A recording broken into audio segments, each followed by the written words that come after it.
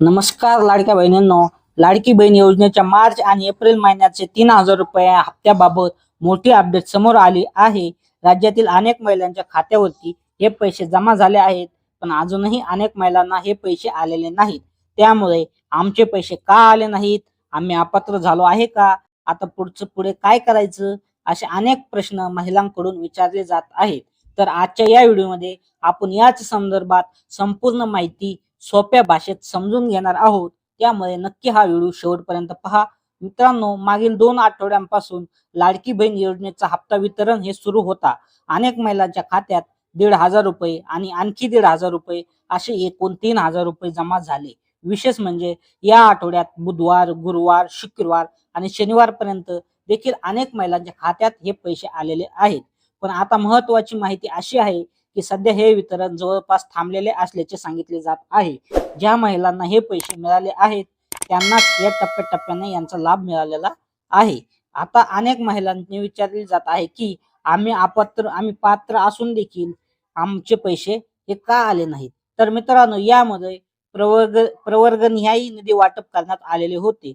काही दिवसांपूर्वीच अनुसूचित जाती म्हणजेच SC प्रवर्गातील महिलांचे पैसे हे बाकी होते. त्यांच्यासाठी स्वतंत्र निधी मंजूर झाला आणि त्यांचे पैसे आता जमा देखील झालेत.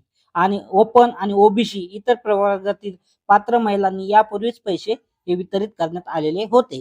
त्यामुळे आता ज्यांचे पैसे अजूनही आलेले नाहीत, ज्यांना त्यांच्या अर्जामध्ये काही किंवा पात्रतेमध्ये काही अडचणी असू शकतात, मित्रांनो, आता लाडकी बहीण योजना नवीन लेखशीर्षकाखाली चालवली जात असल्याचे सांगितले जात आहे.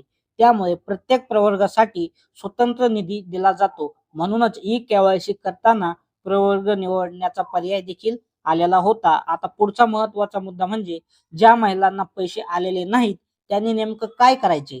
तर लक्षात घ्या, ऑनलाईन पद्धतीने सध्या कोणतीही दुरुस्ती किंवा माहिती तपासता येत नाही. त्यामुळे एकमेव पर्याय म्हणजे तुम्ही तुमच्या पंचायत समिती कार्यालयामध्ये जाऊन महिला व बाल विकास विभाग व प्रकल्प अधिकाऱ्यांची भेट घ्या. तिथे जाऊन तुमची माहिती तपासली जाईल.